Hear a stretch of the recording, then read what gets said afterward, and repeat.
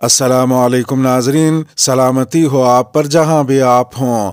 Calendar پر آج تاریخ ہے 2 جمادی الاولیٰ، دن اتوار ہے اور انگریزی تاریخ 27 نومبر ہے۔ اپنے میزبان راہی حجازی سے انڈیا کی خبریں سنیے۔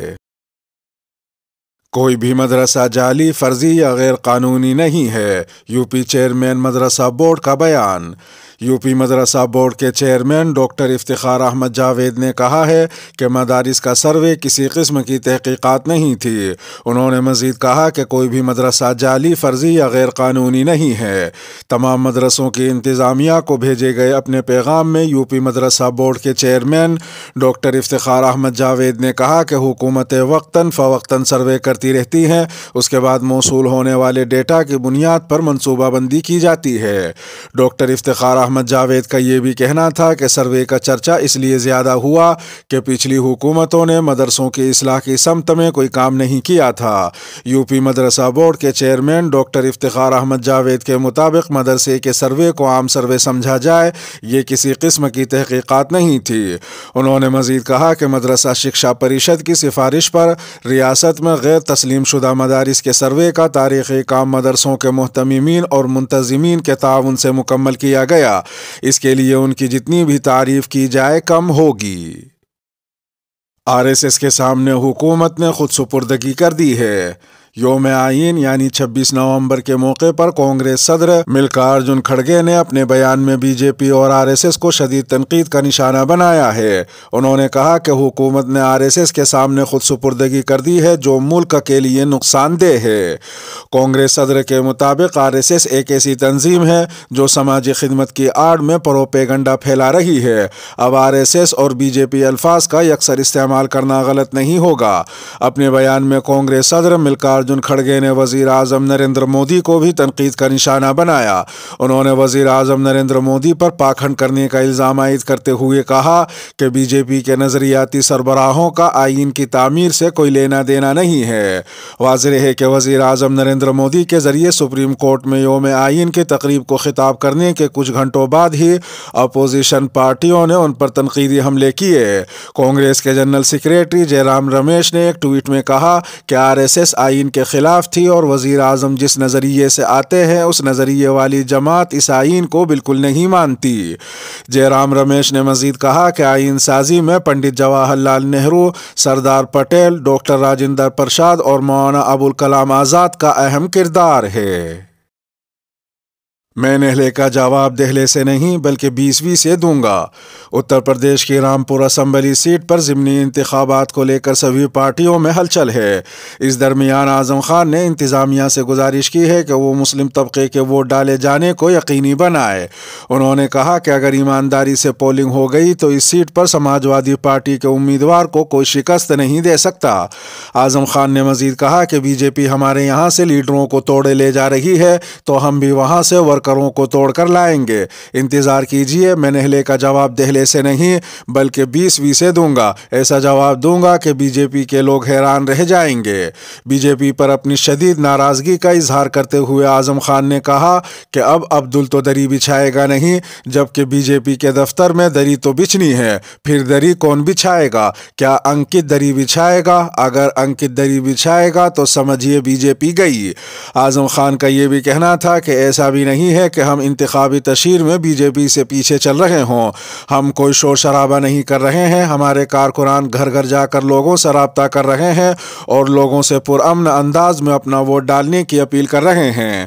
اپنی سیاست کے تعلق سے اعظم خان نے کہا کہ میں نے اپنی نصف دہائی کی سیاست میں لوگوں کو جوڑنے کا کام کیا ہے۔ ہمارا رامپور کے لوگوں کے ساتھ دل سے جڑاؤ ہے، اس جڑاؤ کو ختم نہیں کیا جا سکتا ہے۔ حالات برعکس ہونے کے بعد بھی لوگ ہمارے دفتر پر آتے ہیں، ہمارے پروگرام میں آتے ہیں۔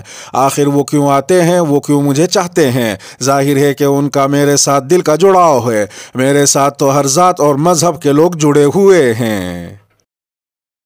دہلی میں چھوٹے چھوٹے وارڈ بن گئے ہیں پاکستان، ہم گاڑیں گے ترنگا۔ ملک کی راجدھانی دہلی کے ایم سی ڈی الیکشن میں اب پاکستان کی بھی انٹری ہو گئی ہے۔ دہلی کے وزیر ستیندر جین کی ویڈیو کے بعد اب بی جے پی نے عام آدمی پارٹی کو نشانہ بنانے کے لیے اپنی پرانی ترکیب کا استعمال کیا ہے۔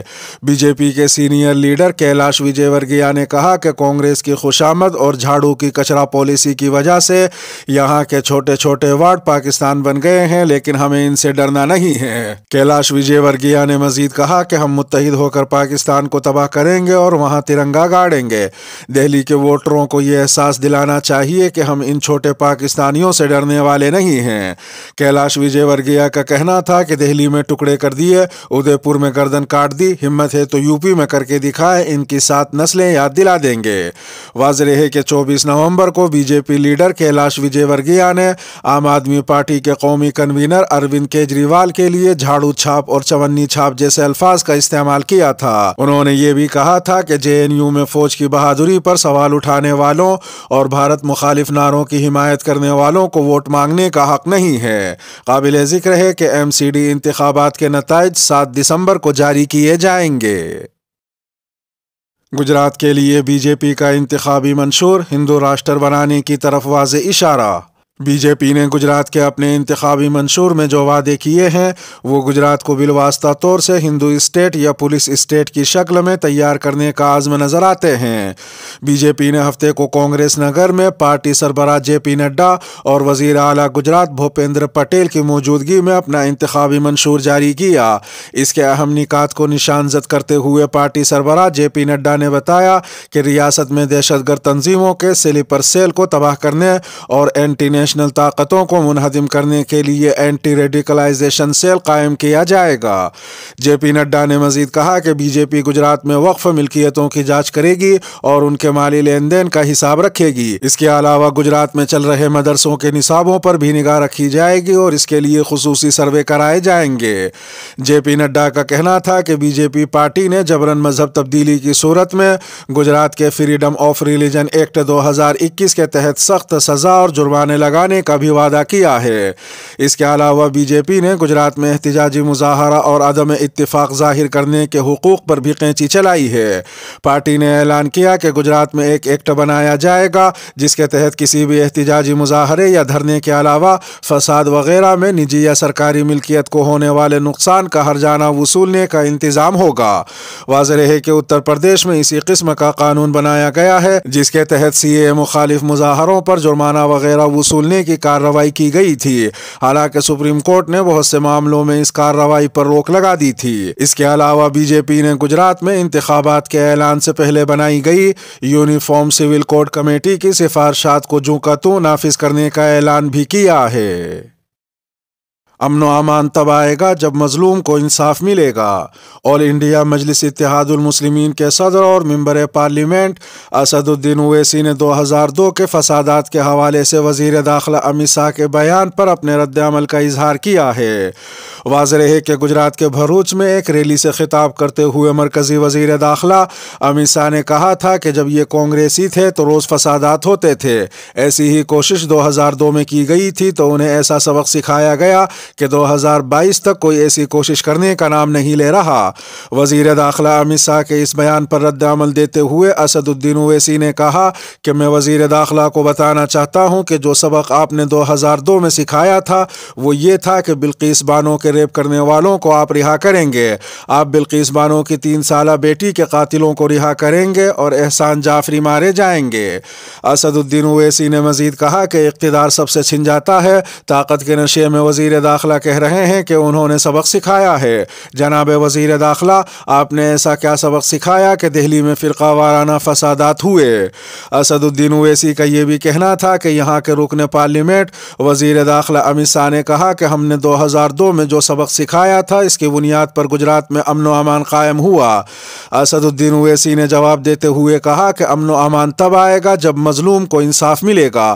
آپ سبق سکھانے کی بات کر رہے ہیں لیکن پورے ملک کی جو بدنامی ہوئی تو آپ نے کیا کیا؟